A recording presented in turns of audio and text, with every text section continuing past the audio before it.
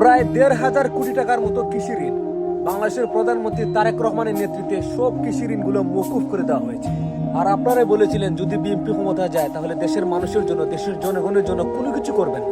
দেখেন এখন বাংলাদেশের প্রধানমন্ত্রী জনাব তারেক রহমান দেশের জন্য, জনগণের জন্য কি কি করতেছে।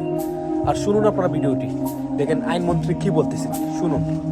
তার কথা রেখে বাংলাদেশের কৃষকদের 10,000 টাকা পর্যন্ত কৃষি ঋণ সুদসহ মওকুফ করবেন।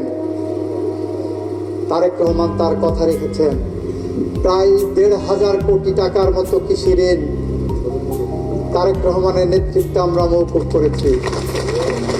বাংলাদেশের প্রতিটি ঘরে ঘরে অর্থ, আপনি বিএনপি করেন না করেন, আপনি আমাকে ভোট দেন না দেন, আপনি শুধু বাংলাদেশের নাগরিক হলেই হবে, আপনি বাংলাদেশে বসবাস করলেই হবে, আপনি ফ্যামিলি কার্ড পাওয়ার উপযুক্ত হলেই হবে, আপনাকে আমরা ফ্যামিলি কার্ড পৌঁছে দেব।